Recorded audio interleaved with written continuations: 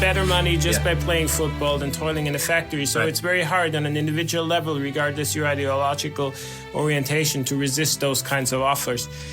It was an almost heroic attempt to challenge the developments of the beginning of what we today call modern football. This Workers' League is anticipating a reality in which working class football will have a proper place. Exactly. Back from Europe with 2 new interviews and episodes in the backpack, one of which comes to you today, live and in person from the offices of the Central Organization of Swedish Workers, a syndicalist trade union in Stockholm. I shared a few things about our trip on social media. Children and I had a lovely time in Sweden and in northern Germany until one of us got sick at the very end. That's always fun. But as far as the football goes, we visited Hammarby in Sweden, which are doing very well in the Swedish season that has just recently begun, both the women and the men. Degerfors, this podcast sentimental favorite, is back up in that Swedish First League too and had kind of like a rocket-like start, dropped some since. And we also visited Hamburg, St. Pauli, from the last double episode, and met Sönke Goldbeck, who was one of the 3 guests then, and that was wonderful as well. Congratulations, St. Pauli, to securing another year in the first Bundesliga in Germany. We were not in Austria this time, but we're biting our nails for Sturm after a very tumultuous season, 2 games away now, basically, from defending the championship. This hasn't happened for 25 years. And now comes the time for the short semi-pro leagues in the US as well. Goshen City, my local club, from episode 39, has some local derbies coming up. I look forward to that. But that's the present. What's of interest today is a brief and shining period in Vienna of the 1920s in which another football seemed briefly possible. Well-known British historian Richard Crockett recently came out with a book entitled Vienna: How the City of Ideas Created the Modern World. And his argument is essentially that the Vienna before everyone fled, first from the Austrian fascists and then from the Nazis, the so-called Red Vienna, governed by the Social Democrats, was a kind of a laboratory for the modern world. From psychoanalysis to Reaganomics, social democratic rebels of Red Vienna who literally tried to rebuild the city as a bastion against fascism, to neoliberal economists of the Austrian school that still influence economic policy today. Just look to Argentina. Hollywood westerns, fitted kitchens, all that, Crockett says, was made in this city.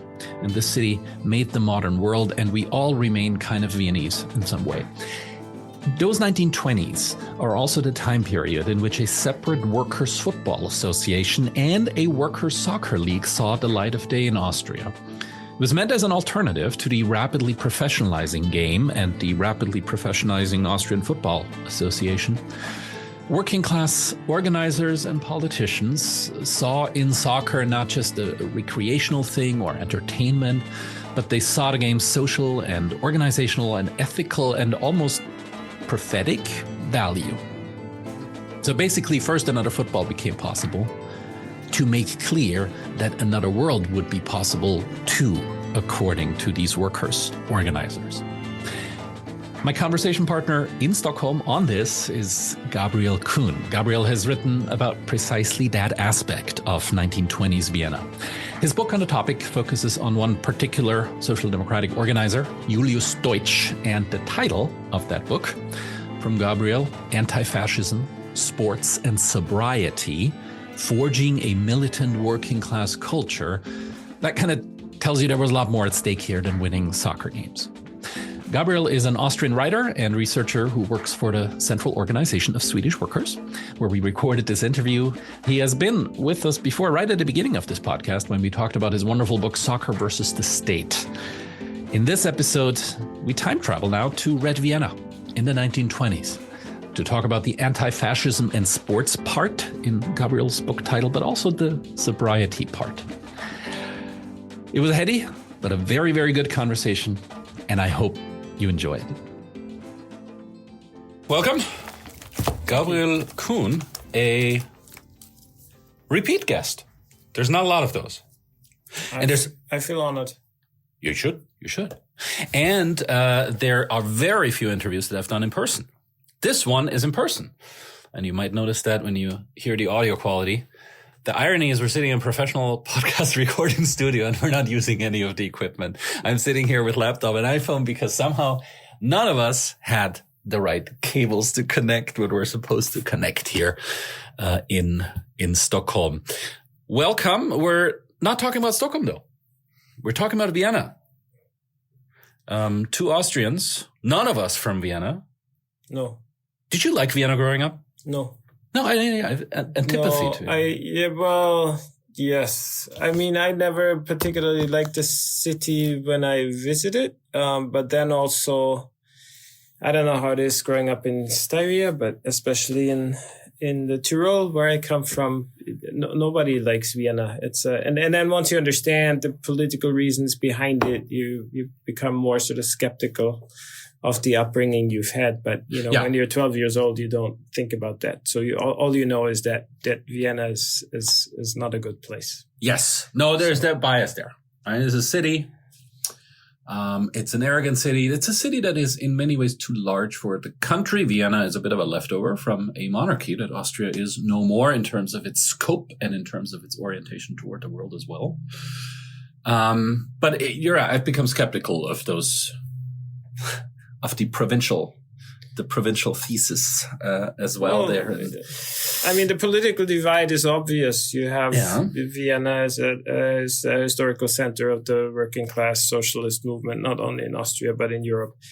And then the rest of the country being generally very conservative without, with the exception of a few pockets of small industrial centers that are also historically more left-leaning. But in general, especially where I grew up, it's rural, it's very Catholic, it's very conservative, and a lot of that anti-Vienna bias just comes from that. Plus a lot of history that when the Tyrol was threatened by Napoleon in the early 19th century and the heroic peasants' army put up resistance. They were not supported, and they were waiting for support from Vienna, and that support never came. And that they were left alone. 200 years later, people are still pissed off about that. Yes, and the martyr from back then is a kind of a national saint in Tyrol right now.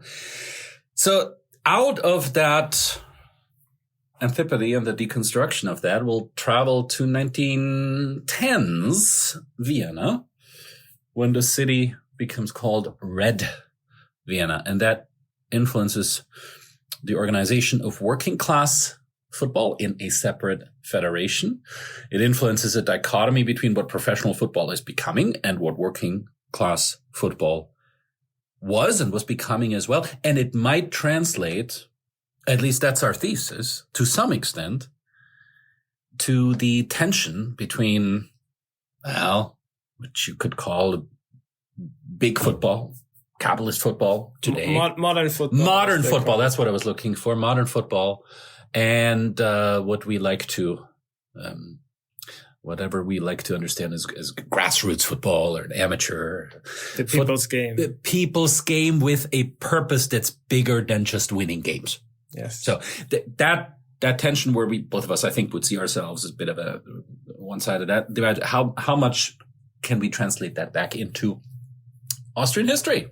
A little bit. So Red Vienna, 1910s, World War I is ending, has ended. What is Red Vienna? What's the social biotope that brings about these footballing movements? So so after World War I, in the working class socialist movement, you have a divide between people who believe in the parliamentarian path and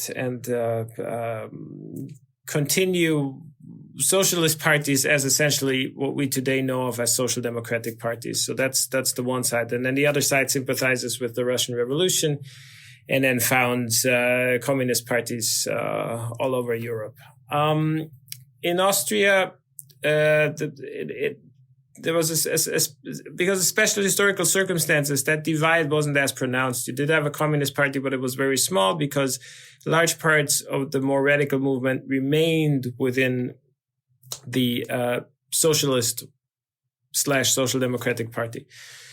which also meant that party was then more radical than most other social democratic parties in Europe at the time, still with the aim of establishing a socialist, long-term communist society, but without bloodshed and without revolutionary uprising, basically through the ballot box. And the main theorists of that period, or of that socialist line, were the so-called Austro-Marxists who ran the party.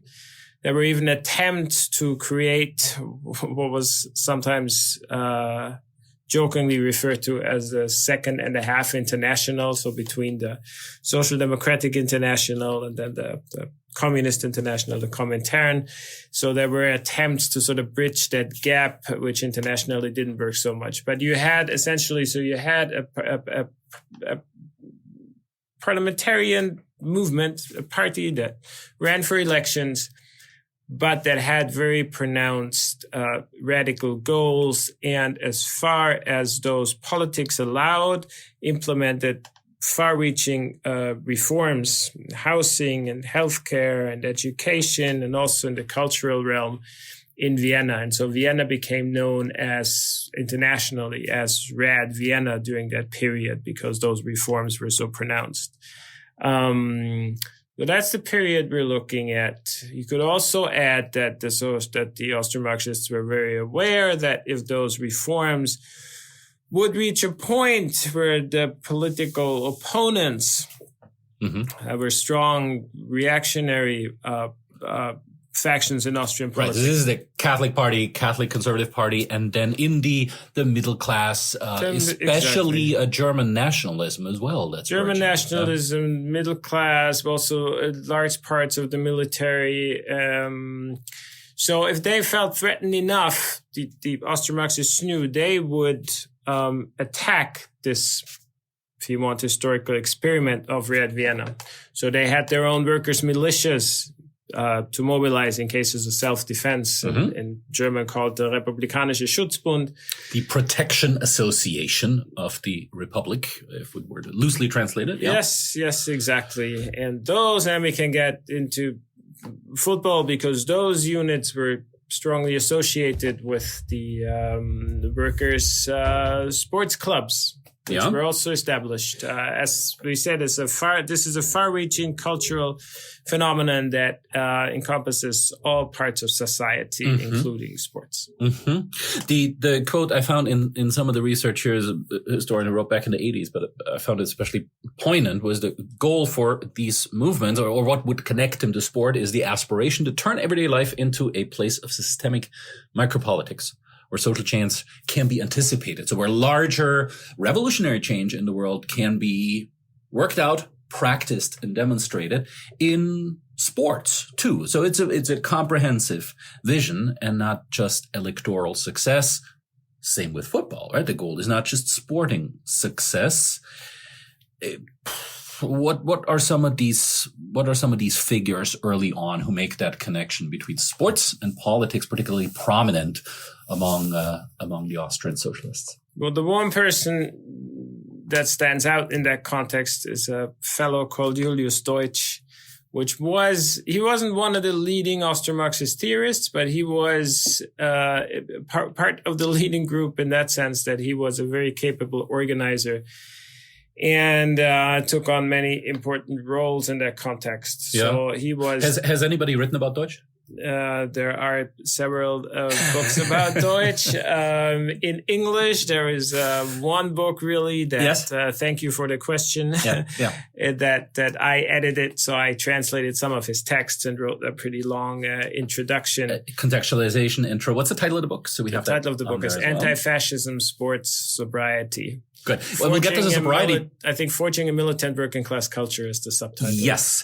We'll get to the sobriety part at the end. I'm very curious curious about that, but sports and anti-fascism first. So Deutsch, yes. Who is he, and why does he matter here? Right. So he, as I said, he's not one of the leading theorists, but he's a very capable organizer, and he takes on important roles. One, he's the chairman of the Republikanische Schutzbund, of these workers' militias, because he also has a military background from World War One. And the other thing is that he was one of the first people. That's how the story goes. When he was a teenager, very young, he goes to Arbeiter Zeitung, the workers' paper, which is the paper of the Social Democrats, Austro-Marxists, and says that they have to write more about sports because sports are important for the working class. And so early on, he ties sports to the socialist movement, and then takes on important roles in the Austrian Workers' Sports Association, and then also becomes the president of the Workers' Sports International, which was founded in the early 1920s, and then became known for example, organizing the Workers' Olympics in Frankfurt 1925 and in Vienna in 1931. Those were his, and then later on, he after the Austrian Civil War in 1934, when a lot of these people have to leave the country, he does, and ends up in Spain and is a military advisor during the Spanish Civil War. But so that's his background. So he has a very interesting history as an organizer. It's just we get a bit of a sense of the scope of this. You mentioned the Workers' Olympiad in Vienna, the Viennese Stadium, which is still the national stadium of the Austrian football team, the largest one in the country, was built for those Olympics, for those Workers' Olympics. That's why the far-right politicians in Austria want it to be demolished. They never say that that's the reason. They say it's too old and that, whatever. The roof is ugly. Yeah. Exactly. But it's very clear that there is also a political agenda. They want to erase that part of history. And it's not only, even in Frankfurt, if we have football fans listening and they know of Eintracht Frankfurt, the Bundesliga club in Frankfurt. They play in the old, what was called the Waldstadion. First, that was built for the 25 Olympics in Frankfurt.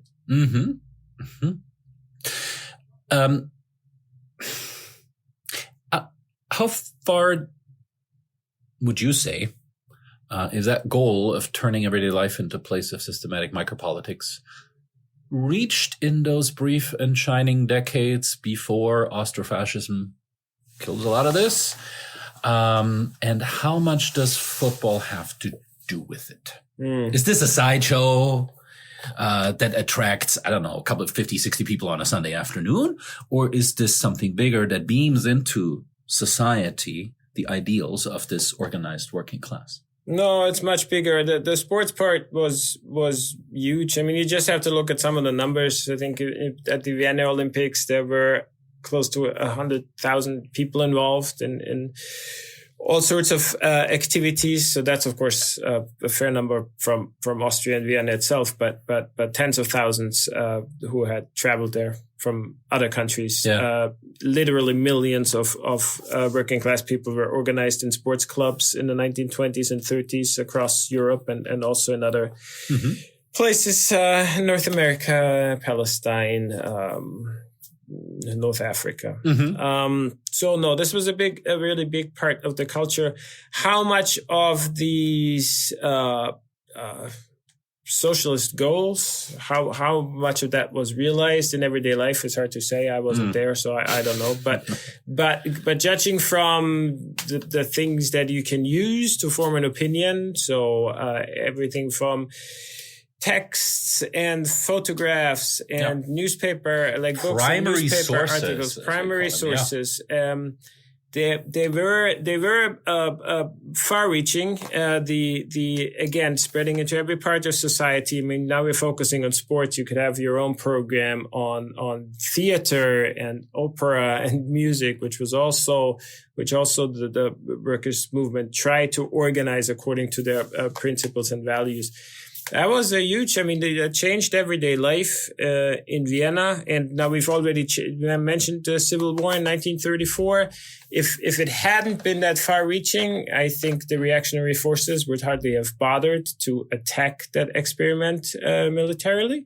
So, no, I think... So, we started with saying I grew up not being a big fan of Vienna. And to be honest, I'm still not. When I'm in the city, I don't necessarily enjoy myself all that much. But politically, I'm at least of the 1920s and 30s, I'm a big fan of Vienna. Mm-hmm. And I think they did come very far. And just as a footnote, just because we're in Stockholm, getting away from sports now for a second, but Sweden is known, I think, also internationally as a country with a strong, proud social democratic history. In the 1920s, there were regular delegations that the social democrats from here sent to Vienna to study and learn get from inspired the Austrians. And learn from what was happening in the city. So, if you were to travel to Vienna, likely the most visible and starkest evidence you have are the Gemeindebauten. Yeah, for sure. In Vienna that are still standing. The most prominent one of them, likely the Karl Marx Hof, in a kind of upper crust bougie part of town on purpose. They played a role in that Austrian Civil War, and pretty close to the stadium of First Vienna FC is where that is, Second Austrian League.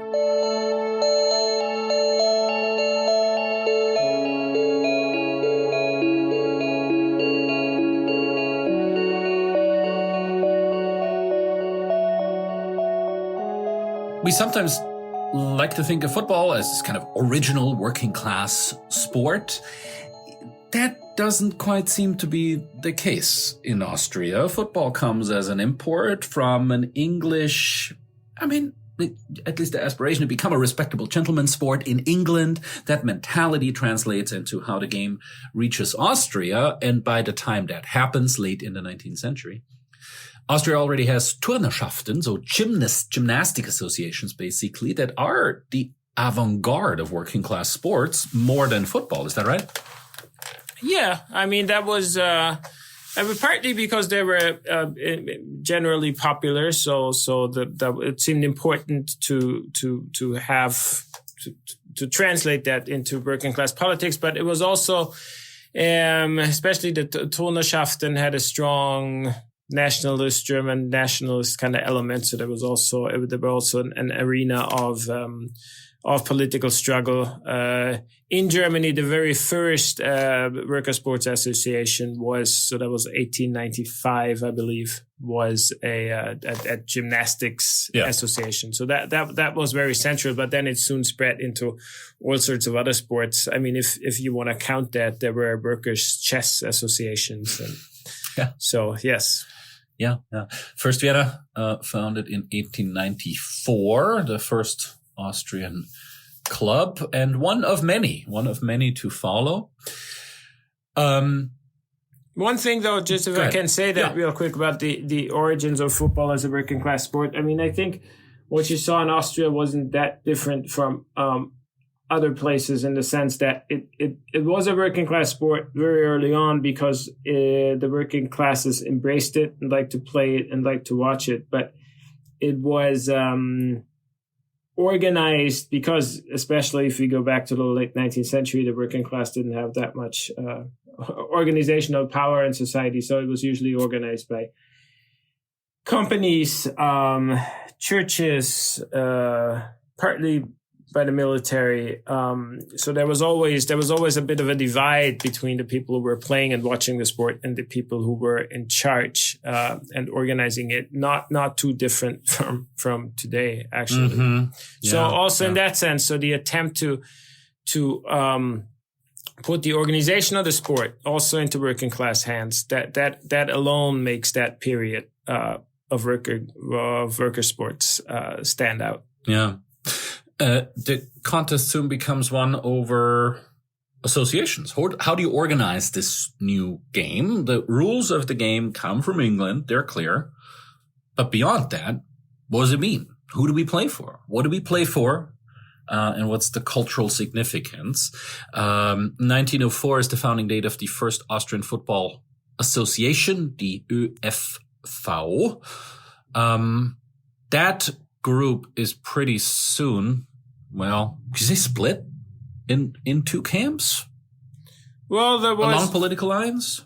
Well, not to make it too complicated, is as with most other of those associations. So the original association is pretty much in the hands of bourgeois forces, who introduce the game for different purposes, even at the time. I mean, there's a reputation involved. There's a certain element already at the time of commercial exploitation, but there's also a lot of this where it was a common left-wing criticism, like opiate of the masses element. So you give the working classes something that they obviously enjoy, but that seems pretty harmless because they're just, playing sports and, Yeah. And so yes, but it's entertainment. But it's entertainment. In that logic. So. Yeah. And then a split comes as soon as people in the working class movement, and again I mentioned this anecdote of a young Julius Deutsch who walks into the offices of the socialist newspaper in Vienna at the time and says, the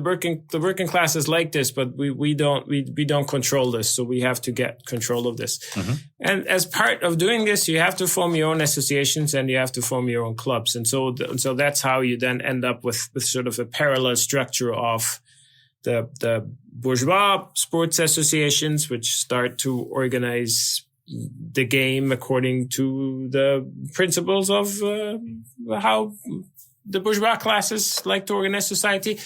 And then the counterpart, the proletarian association, who focuses on doesn't focus so much on the competition part. It's more the unity that sport can create and a sense of also empowerment and to a certain degree self-organization. And so you end up with two parallel structures that as part of a political struggle try to establish, I guess, what you'd call hegemony, ideologically, culturally, socially, and football becomes the battleground in this case. Fast growing sport, and not just that, Austria is also particularly fast in establishing a professional system. If you listen back, I don't know the episode number off the top of my head. I'll put it in the show notes. The episode on Hakow Vienna with the director of the Jewish Museum in Vienna. Hakow, the Jewish club, is the first champion of Austria's professional league. By then, the federation, the OFV, already has within it the so-called free association that's increasingly at odds with the trend of the game, and eventually 1926 will, branch off. There will be another iteration. Who or what is that free association? People, clubs, activities that are going on within that. You can kind of almost imagine it as an association within the association. Yeah, which then splits off because I think that the introduction of the professional league in 1925, which also was really concentrated on Vienna. I don't think there was a single club in that league that wasn't from Vienna, at least in the first couple of seasons. Yes, increasing, by the way, later on, that tension. Yes. So that provincial capital tension that in Austria, that dominates Austrian football until well into the 70s, but it's particularly stark here. Yeah, that's changed. When I was little, there were 10 teams in the first Austrian league. There were still 4 from Vienna, which is quite a lot. Things have changed anyway. So this is the 1980s. Yeah. Anyway, we go back to the 1920s. And I think also, especially around this question of professionalization, there is a divide within the association because not everyone was happy with that. What's interesting about that particular discussion is that nowadays you often have this image that the amateur ideal, and that part is true, originally comes from 19th century England, so the amateur ideal with regard to sport. So this is something it's a noble activity that you do. You don't do it for money. That's noble recreation. Exactly. It's rejuvenation. It's leisure, whatever. And then people say, well, and if people then later who focus on the amateur ideal and criticize the professionalization of sports, it's kind of like anti-working class, because what they deny is the fact that professional sports provide career opportunities for working class people that they otherwise often do not have. And so it was actually an important step for working class people that they could have this. This was an escape route from poverty and so on. And that is all true. But interestingly enough, since in the 1920s and the 30s, we had this working class movement that was trying to, as you said before, to create a microcosm of a socialist future that wasn't to be determined, first of all, that didn't have different classes, that didn't have poverty, and that was not to be determined by commercial interests or commercial goals. They also embraced this amateur ideal, just in a very different context.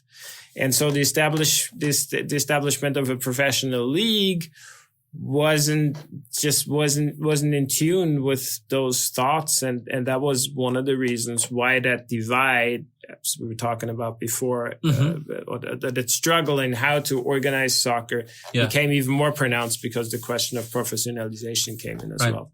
Germany hangs on to the ideal of amateur football a lot longer than Austria does. Do you have an explanation for that? Does literature have an explanation for that? It's a bit of a curveball question now, but curious. That's all right, but I can't. Unfortunately, no. I don't know. I mean, you'd have to, I guess, talk to people who know more about the history of economics, I suppose.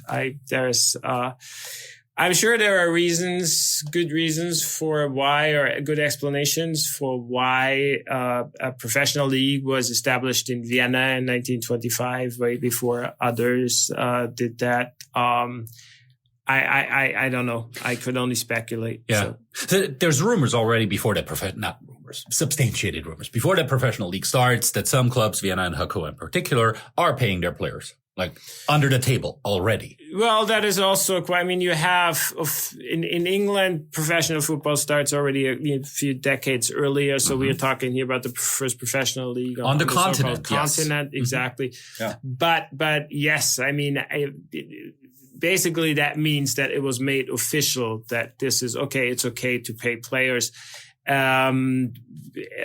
That players had either they got paid or they had certain privileges that were granted to them before that. I think that was a pretty common phenomenon also across as beyond Austria at the time. Yeah. Are there clubs that stand out, without diving into clubs' histories, that stand out as resisting that trend toward professionalization? Well, I mean, I think most of these struggles that we're talking about are probably happening at the time within individual clubs as well. But then you have, as you have in many different countries, also in Austria, there are certain clubs that are more strongly based in or explicitly came out of the working class movement that were founded in the 1920s, or that were founded earlier but had then were more strongly associated. I mean, out of the well-known clubs in Vienna today, for example, you mentioned the first Vienna football club is founded in the late 19th century, so that is more 94. Traditional, exactly. So that is founded by English, exactly, gentlemen gardeners, yes, right. But then you have, I mean, Rapid's going to play here in 4 days in a European Conference League quarterfinal here in Stockholm. Yes, Rapid plays Djurgården. Yes, and Rapid has a different history. So there, I mean, it's it's mixed as well, but it's certainly more closely. Well, but it is a working class club, but it then moves. Yes. Into the mainstream, into professionalization as well. Oh, absolutely. Right? And then these also the big Austrian club. I mean, Rapid is a third-rank football champion as well. So the only Austrian football champion in Third Reich. They played wherever. Then, so without a certain level of adaptation, those clubs wouldn't have survived. I mean, so to speak, real working class clubs. They were all dissolved. Already by the Austro-fascists, and so the Nazis didn't have to do what they did with working class clubs in Germany. But I mean, some also there was a pretty fast then transition when they realized that we have to, for example, We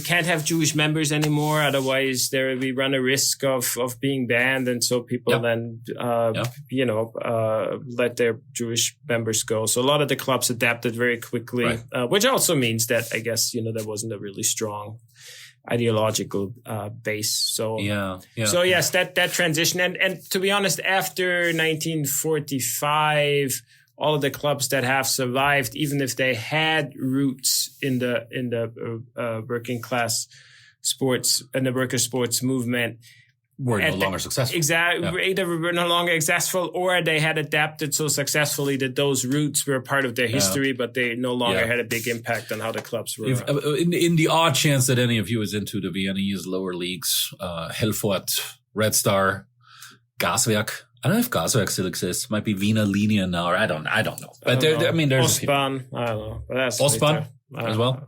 Okay. Back to the 20s, a heyday of Red Vienna, the Austrian first version of the Austrian Football Association splits up 1926.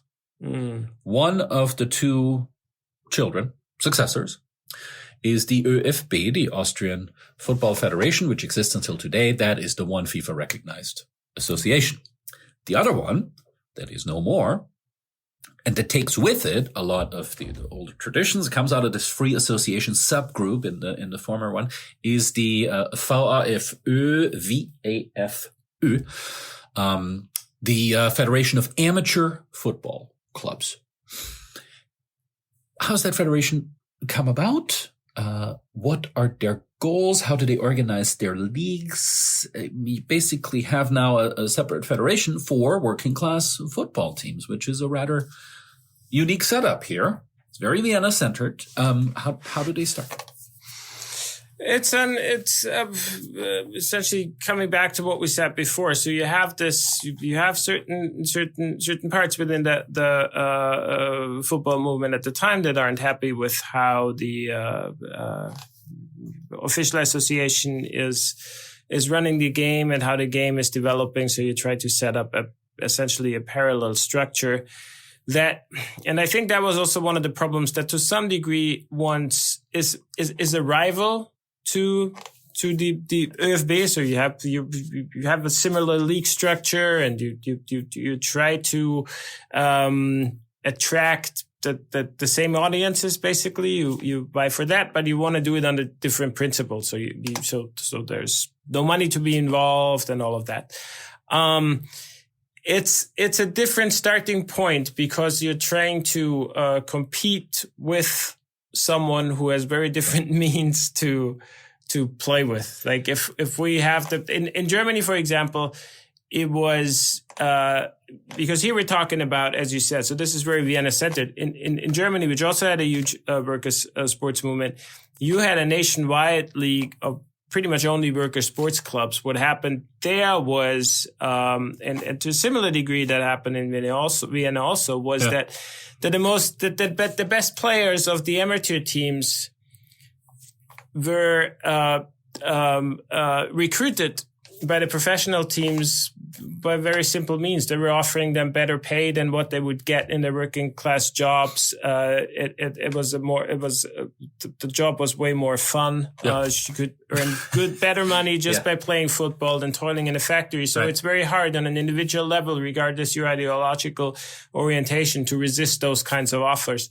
And so I think it was it was an almost heroic attempt to challenge the developments of, as you said, because we are here really at the beginning of what we today call modern football. Yeah. But it was almost doomed to fail. Although what you have to say, I think what was involved in all of those attempts was the, expectation, but at least the hope that social change would be forthcoming, both radically and enough and soon enough that the playing field would be more level. So there'd be more social justice. Yeah. People would have good jobs. They'd have good life.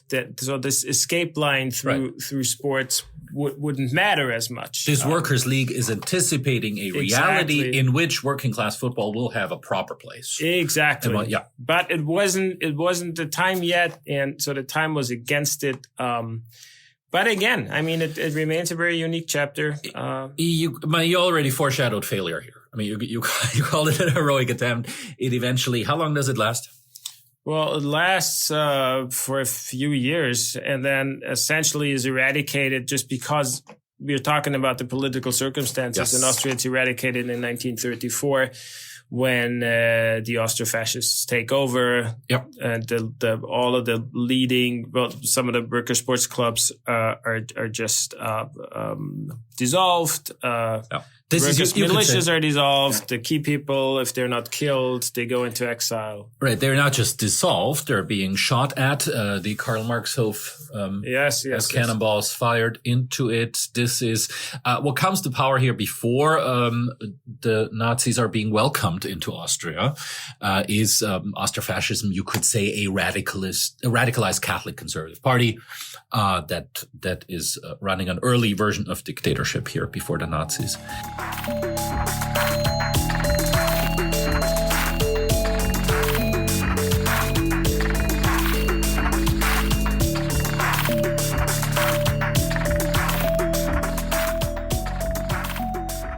What about the spectators in the stands then? Is the Workers' League accepted well? I mean, even if it ends up as an attempt whose time has not yet come, can we compare like spectator numbers between the increasingly professionalized league and the Workers' League?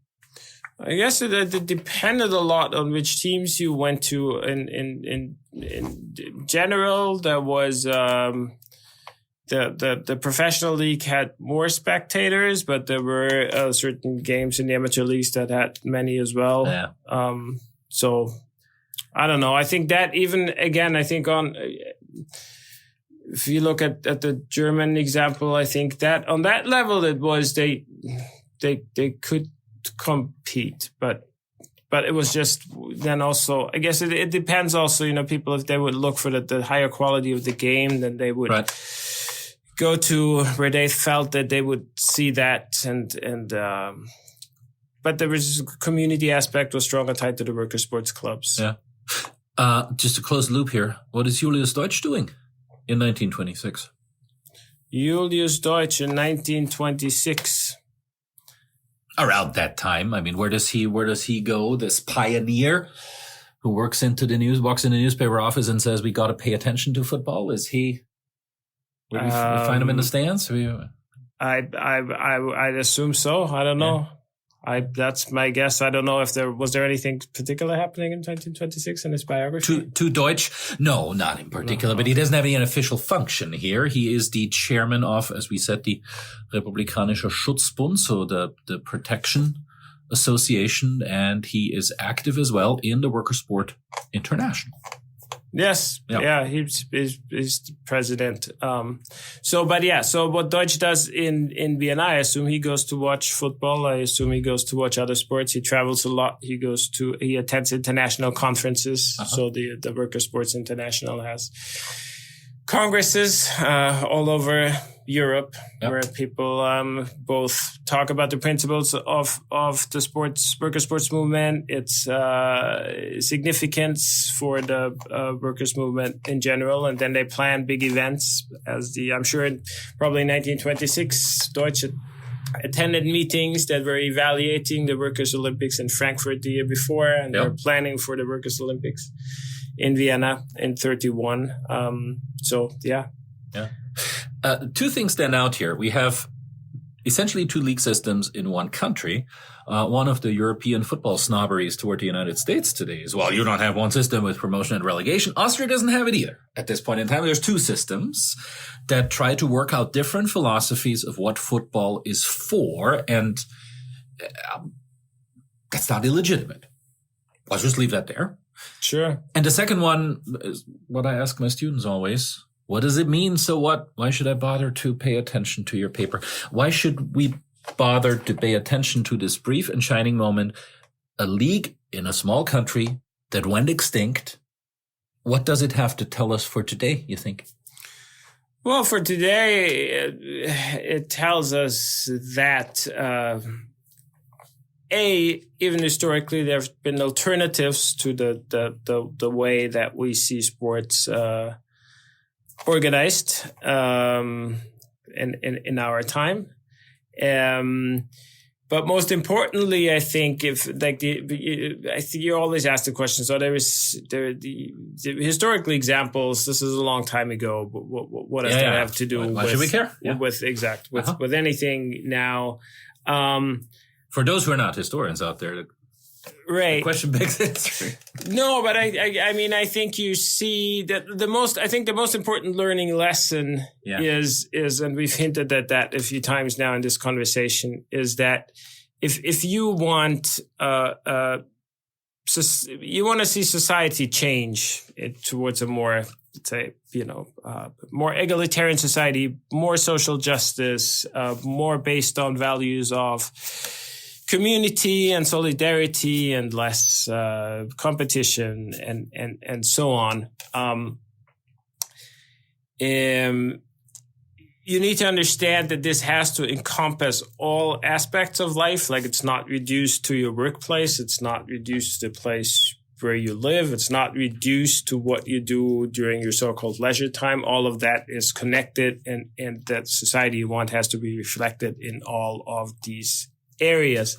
And I think the fact that that was attempted in the 1920s and 30s, and even if it was, as I said before, perhaps doomed to fail and all of that, it was made possible because people had this sort of holistic view on a political movement, in that sense, the workers' movement. And the important part about sports, I believe, which is something that understandably is easily forgotten by people who are not that interested in sports, is that a lot of people it arouses a lot of passion. Yep. It won't go away regardless of what kind of society you have. And it also, whatever happens in sports, it both reflects what happens in society at large, but it also has an influence on what happens in society at large. Yeah. So it's a very important political arena. And those times remind us of that, and also to a certain degree show the potential of what sports can do now, and plus the significance they will have in the future, or the importance of, when we think of a better future, the importance that also includes an idea or a vision for a better way to play and organize sports. Yes. Victor Adler, prominent Austrian social democrat at the time, said in 1926, when that split between the association happens, that sports, when the working class practices it, can't be neutral, can't be politically neutral is what it means. It's not just a container. It's not just a shell. It's not just a form in which you can pour any kind of content, but a creating force in the development of society. No, absolutely. I mean, there's the standard example also that exemplifies what I was trying to say with that. Also, the political significance of sports is that to this day, there are no places where more people gather as regularly as in sports stadiums. And maybe no place where a wider range of people still come. I mean, there's this American saying, sports is the last bonfire of society. I'm afraid this is falling apart even in America right now. Is certain sports for certain political persuasions, but well, with also certain ticket prices. I mean, there's a clear class divide, but in general, I mean, that's at least in front of the TV.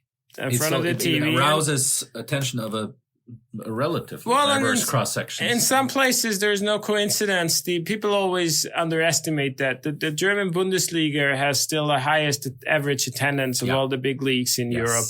One of the reasons is that there is no other country in which supporters have more influence. And I mean, it is limited, but it's at least stronger than in other countries. So supporters have more influence on everything from ticket prices to opposition to all cedar stadiums, kickoff times, and that influence keeps the aspect of the sports stadium as a community space more alive as well, which then ironically also makes it more attractive to large parts of society, including people who could afford more expensive tickets, but they have a better experience in those stadiums because there is a wider variety of people present, which is actually, again, I feel it's underestimated in also analyses of modern football, because it gives a clear indication of the power that the people's game aspect still has. It's unfortunate that it is economically exploited to the degree it is. But there is potential for something else. Yeah. Have there been attempts in Austria or elsewhere to recreate something like this after, let's say, after World War II, after the era of dictatorship, or is that gone? Not on that scale. Since the 1970s and 80s, also in Austria, there's the Wilde Liga Vienna nowadays, for example. I think Wild League. They've had maybe 10 years going or something like that. They're similar, wild, colorful leagues, whatever. So you find those, but I mean, these are tiny, comparatively tiny leagues, attendance of whatever, I know, maybe 50 people at their games. Right. It's often not even 11 against 11. It's like 6 or 7 per team type games. But I mean, that exists. There is, I would say, sports in general, especially football, because it's such a popular sport and it's fairly easy to play.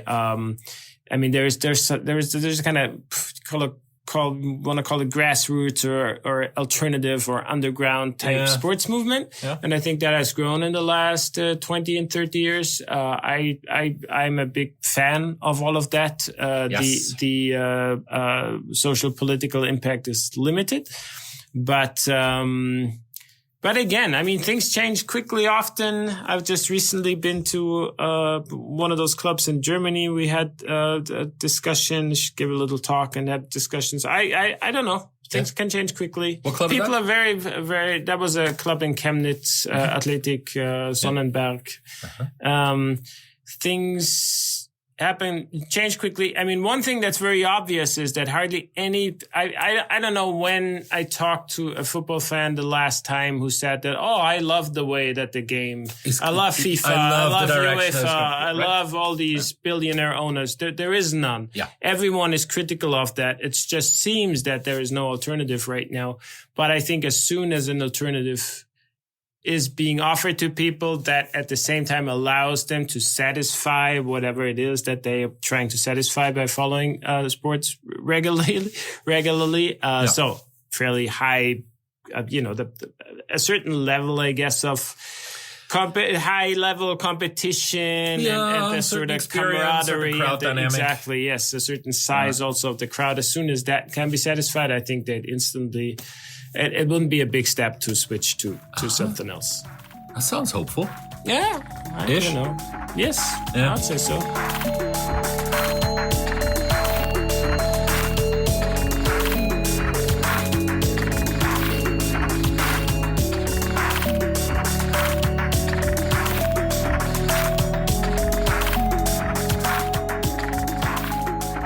In your Deutsch book, there is a third part in the title, antifascism.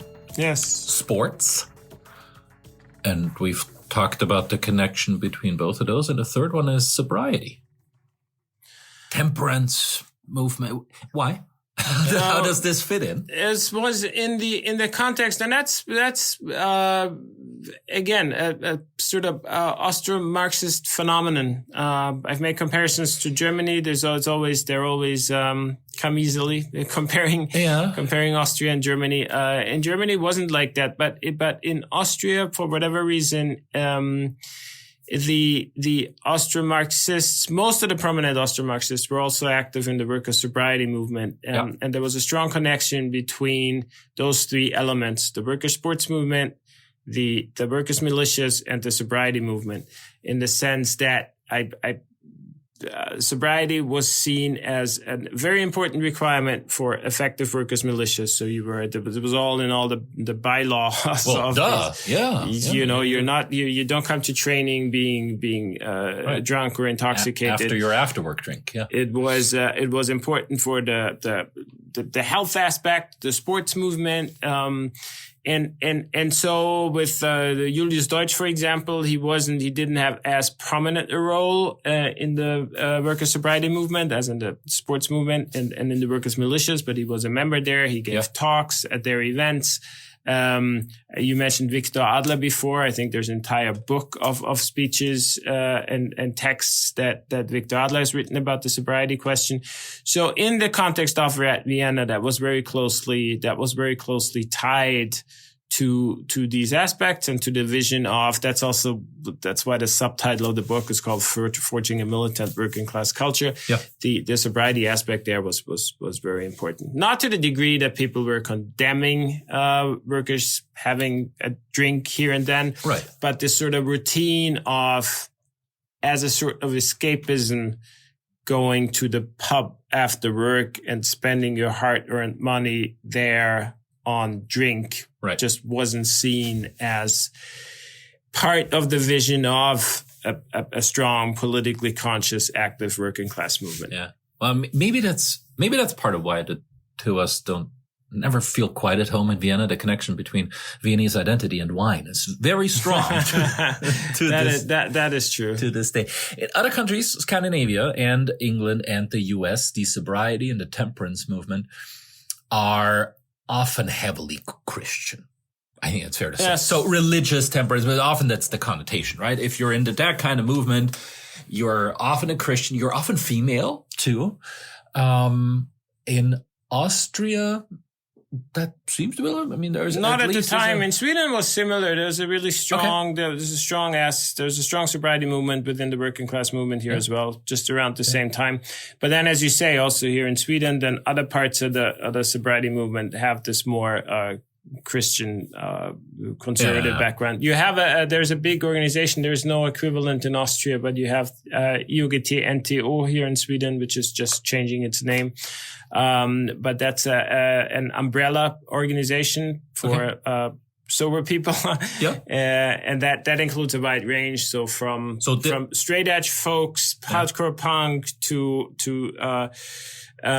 old socialist temperance groups and organizations to Christian organizations. Okay. It's working well. Yeah, I'm a member. Yeah. I like it. Same question here. What about today? What's of this idea of clear mind, new society, be ready for what's coming and be aware of what you're creating? But why does that matter today still, that legacy, you think? I think the questions are the same, especially if you tie it to both political activism and just, let's say, people's general conduct in society. It's always hard. I mean, alcohol is a very loaded question. There is a lot of moralism involved. People are afraid of moralism. So I think it's a touchy question, but I think you got to divide two things. Like one is the actual consumption part. People are responsible individuals. They, I assume, know what they can consume without their behavior being affected negatively. And then they draw their decisions on what that means, for example, for the consumption of alcohol. So that's a personal question. Right. But the overall, if you analyze the role of alcohol in society, you can see that there are certain patterns where the relationships between people are affected negatively, or where also social movements can be affected negatively. Absolutely. It's very clear historically that, including soccer cultures. Yes, that alcohol and intoxicants have been used to pacify and distract and just simply destroy social movements. So I think it's an important political question. What that then means for people's personal decisions is another question. But I think it's something that, and that's not what we're talking about, right? To you, dear listener, right? But there is even though, I mean, we've both made similar choices, I think, but there's a connection here. As it's an important political issue that needs to be discussed. Yeah. So. And a connection that would, I think, surprise most stadium-going football fans today. Even those interested in an activist mentality in being a football fan. Yeah. And here, too, Deutsch is a particularly interesting figure. I think so. Yeah. Or at least and he stands for a time that is particularly interesting in this context and the movement. Yeah. Translating that time into the present is never a clear line, and I think we were simply romanticizing this, but the connections to today and to hyper-capitalist modern football, that kind of opium for the people, to quote a overquoted phrase. I think we tried to lay that out as well. Little personal question for you at the end. What's football like for you today? What's your connection to the game? You live in Stockholm. You travel far less than you used to, I think. I travel less. Well, I still travel a fair bit. No, what's my relationship? I play rarely, unfortunately, which just has to do with the fact that especially the winters are long, so you can only play indoors, and you do get you do have access to gyms to play, but very often as a sort of independent group. But the only times you get are like at 10 or 11 p.m. when I'm already in bed. So are you still a goalie like you were in your semi-pro days? Or that's only when I play with the kids and try to impress them with some skills, an old man's goalkeeper skills. So I do that on occasion, and I mean, if I play with adults, which, as I said, is rare, I might, play goalie, but that's, to be honest, often now also because I'm getting older and I like a 10-minute break when I can just stand in goal and don't have to run. You have legitimate reasons for being a goalie. My only reason why they put me in goal was I was not coordinated enough for any other. Okay, well, you hear that a lot. I think one of the most famous Thomas Ravelli, Swedish. That's his explanation. It's like whenever he was asked, so why did you become a goalkeeper? And he was like, I just wasn't good enough as an outfield player, so they always told me to be. I don't know if I would have been good or not. I'm almost 2 meters tall. For those who haven't seen, I'm not very coordinated. I'm not very elegant looking out there. Yeah. But even that, I mean, if just your height, people's like, oh yeah, you should be a goalkeeper. Yeah. So that's that. And then as like in terms of watching football, I really like to go to lower league games. I go sometimes. We have a pitch close by where youth teams play. So I just go. Yeah. We know some of the people and their kids who play. So I always enjoy that. I don't very often go to professional games. I do at times. I will see Rapid play Djurgården here in a few days. You'll be there? I'll be there, yes. I know there are a few teams here in Sweden I like. You have covered Degerfors on your podcast. So you gotta say this. It's April 7th as we are recording this. Who is top of the table in Sweden? It is indeed Degerfors. It's not even just after the first round, which after the second round. Stop the count. Two games, 2 wins, 6 goals scored, no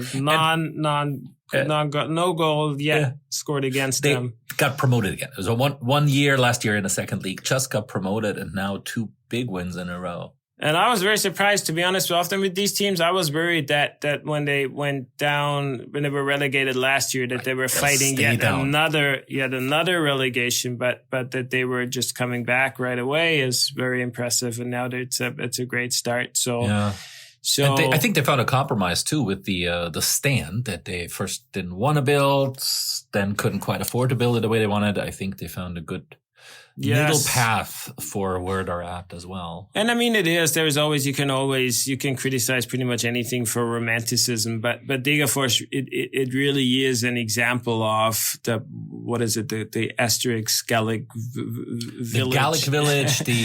Americans more familiar with biblical analogies. The David. Yes, to the Goliath. Exactly. Really, it's if you just go there, it's like a family-run type club. They just get players. Speaking of goalkeepers, so they just get pick a goalkeeper very close from the area who plays in an amateur team. It's like, okay, that fellow is good enough to play in the first league, and so far he's done a good job. So it's very, if you're, I think, pretty much anyone who has problems with the so-called modern football, Degerfors, it's hard not to like them, or impossible. Old Steel Town.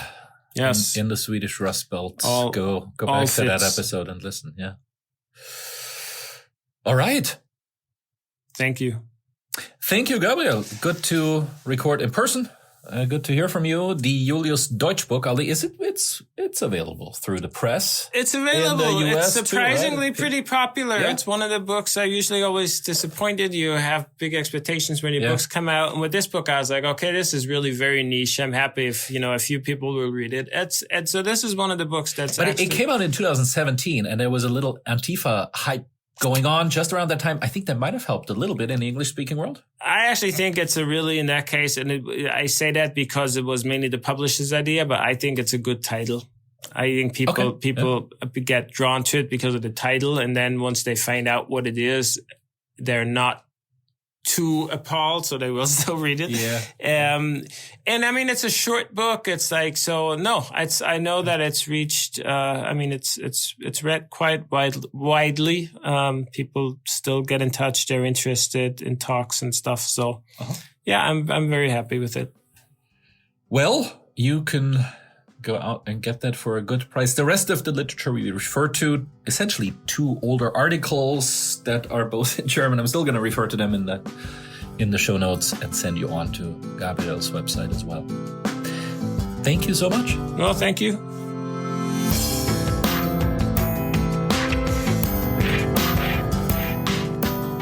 So here's the plan for the remainder of this podcast season. May 26th, Memorial Day in the US. Be out with the second conversation that I recorded in Stockholm. It's about the growth of organized support in football for women in Sweden. So there have been quite some spectacular scenes in the Women's Champions League this last season involving Swedish supporters, specifically Hammarby supporters, and I talked to 2 of them, and it was a lovely conversation. June 9th, already in the summer break for almost all leagues. There will be the traditional wrap-up episode, and then we'll enter summer break, unless there's something coming up with semi-pro soccer around here in the US. Maybe not, but most likely June 9th is the wrap-up and look back on this year. If you want an update from any guest who was not in this season of the assistant professor of football, but the previous 2, and you've been wondering, well, how actually did their team do now? Let me know. I've already gotten one request to talk to Eva Lotta again, whose Arminia Bielefeld made it back up to the second league in Germany. So we'll see to make that happen. Send me those requests if any guests particularly intrigued you and you'd like to hear from them, even though they weren't in this season. Until then, be well and enjoy the beginnings of summer, and may your club do well in the last weeks of the season or the beginning ones, depending on where you support. Thank you for listening.